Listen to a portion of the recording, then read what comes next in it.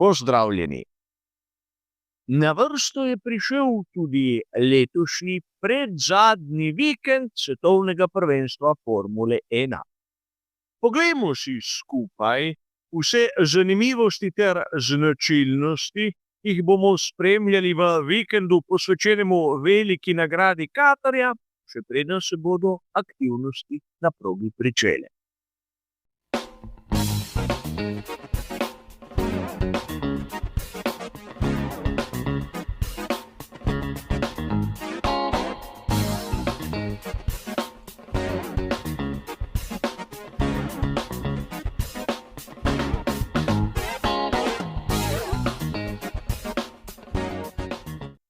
Kot običajno bo tudi današnji uvodni prispevek razdeljen na 3 dobro ločene dele. Najprej nas čaka zanimiva dirka iz preteklosti. Nato bomo našo pozornost usmerili k samim lastnostim proge v luzaju in na koncu nekaj minut porabili še za vremensko napoved. Seveda, tokrat si bomo najprej ogledali, kaj se je na veliki nagradi Katarja zgodilo lani. Prvič zato, ker dogodki iz lanske sezone bi znali biti aktualni tudi letos. In drugič, ker je velika nagrada Katarja sorazmerno mlada in če vsako leto v uvodnem prispevku nekako opišemo drugo dirko, nimamo ne vem kako velike izbire oziroma ne vem kako velike zaloge. A kljub vsemu, lanska velika nagrada Katarja je prav tako kot letošnja seveda na sporedu s sprintom, kar pomeni, da smo že na začetku vikenda videli nekaj zanimivega. Namreč Lando Norris je dobesedno vrnil uslugo Oskarju Piastri. Boj za naslov svetovnega prvaka med vozniki je bil že oddan in Britanec je poskrbel, da je Avstralcu vrnil tisto, kar je dobil na sprintu za veliko nagrado São Paulo. V konstruktorskem seštevku to ni naredilo nobene škode McLarenu, kajti voznika sta bila prvi in drugi, le v recimo temu obratnem vrstnem redu. Max Verstappen je na koncu sprint končal izjemno zadaj, tudi zaradi slabših kvalifikacij. A njega takrat to ni brigalo, kajti bil je že prvak. A bolj zanimivo je bilo dogajanje v nedeljo. Najprej je treba poudariti, da so na kvalifikacijah se pokazale drugačne moči, ki smo jih lahko spremljali na samem štartnem razporedu. Najboljši Max Verstappen, na drugem mestu George Russell in nato Norris in komaj četrti bi lahko dejali Piastri. A na dirki smo videli kar nekaj zanimivih točk. Prvič, da je Max Verstappen kljub vsemu znal pobegniti in seveda doseči še enkrat zmago na dirki za svetovno prvenstvo Formule 1. Lando Norris je bil večino dirke na drugem mestu. Ampak, ker je spregledal rumene zastave, je dobil izjemno strogo kazen. Stop and go. Kar je v bistvu najhujša sankcija, ki jo lahko podelijo komisarji. In dirko je nato zaključil na 10. mestu. Za Maxom Verstappenom je na cilj pripeljal Charles Leclerc in tretji je bil Oscar Piastri. Na 4. mestu George Russell. Lahko bi dejali, da smo na prvih 4 mestih imeli predstavnike 4 različnih ekip. Ne smemo pozabiti še na neko malenkost. Zhou s Sauberjem je bil 8. kar so bile prve in edine točke v lanski sezoni za to švicarsko ekipo. In Žul je bil tudi izbran za voznika dneva. Ne bomo se ubadali s tem, ali je bilo to upravičeno ali ne. A verjetno se dobro spomnite mojega prispevka, kjer sem govoril o možnih scenarijih za nadaljevanje boja, kar se tiče naslova med vozniki. Namreč, za razliko od lani, je letos zgodba med konstruktorji že zaključena, vsaj kar se tiče prvaka, in je odprt boj med vozniki. Tudi tu se zna zgoditi marsikaj zanimivega. A poglejmo si seveda lastnosti same proge. Preden se spustimo k oni nam dobro znani tabeli, bi vas rad opozoril na nekaj.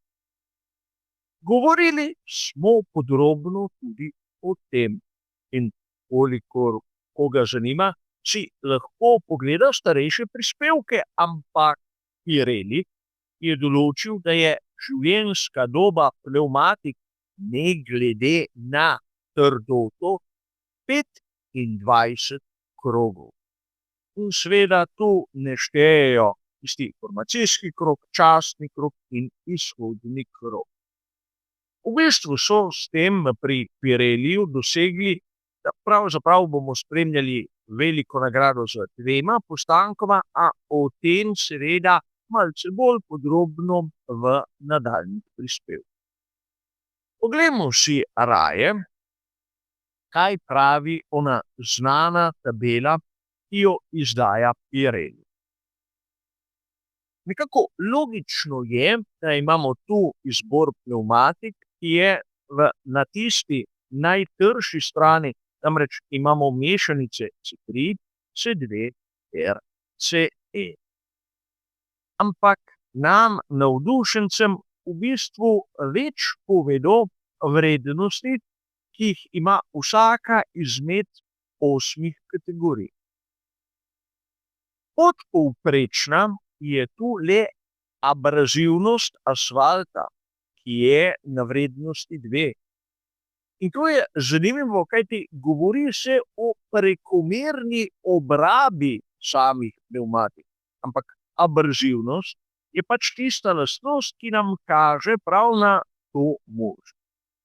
Pospeševanje in zaviranje sta 2 kategoriji, ki spadata v tisto povprečje, namreč imata vrednost 3. Oprijem samega asfalta, aerodinamični oprijem in evolucija same proge so seveda 3 kategorije z vrednostjo 4, torej nadpovprečno. Tista najvišja ocena je pa dana v kategorijah stres pnevmatik in bočnih sil. Torej, vidimo to, da na prvi pogled morda ni vse tako, kot so nam na začetku pravili. A ne smemo pozabiti še na nekaj. Na tisti 2 vrednosti, ki jih predpisuje Pirelli, torej previsni kot ter minimalni tlak v pnevmatikah. In začnimo z previsnim kotom. Na prednji osi minus 2,75, na zadnji osi minus 1,5, kar se nekako prenaša iz sezone v sezono in kar je 1/4 stopinje manj od recimo tistega običajnega, tistega standardnega, ampak lahko bi dejali nič ekstremnega. Bolj zanimiva je zgodba pri minimalnem tlaku. Na prednji osi je ta določen na 28 funtov na kvadratni palec, na zadnji osi pa na 23 funtov in pol na kvadratni palec. Običajno imamo nekje razliko med prednjo in zadnjo osjo, ki se giblje okrog 2 funtov na kvadratni palec. Tu vidimo, da je razlika bistveno večja in tudi vrednost je precej visoka glede na ostale proge. A ni še konec. Če si ogledamo tabeli iz sezone 24 in 23, bomo ugotovili še nekaj. Lani na prednji osi je bil tlak omejen na 26 funtov na kvadratni palec, na zadnji osi pa na 22,5 funtov na kvadratni palec. In seveda predlani 25 funtov na kvadratni palec na prednji osi in 21,5 funtov na kvadratni palec na zadnji osi. Torej, konstantno tlak narašča oziroma ga Pirelli zvišuje in kljub vsemu imamo seveda tisto, kar sem že omenil. Življenjsko dobo pnevmatik omejeno na 25 krogov.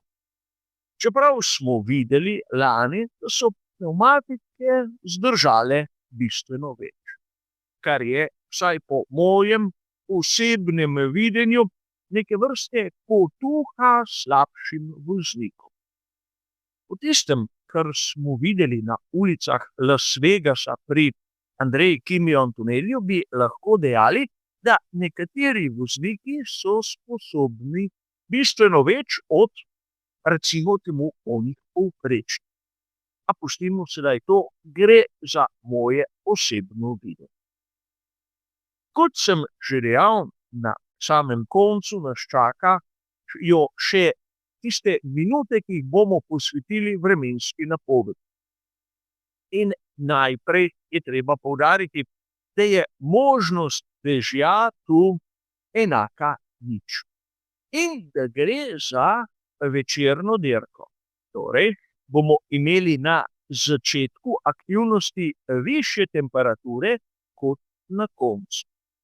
Ampak nekako razumljivo je, da bo vsaj na začetku večera sončno, tako v petek, soboto ter nedeljo.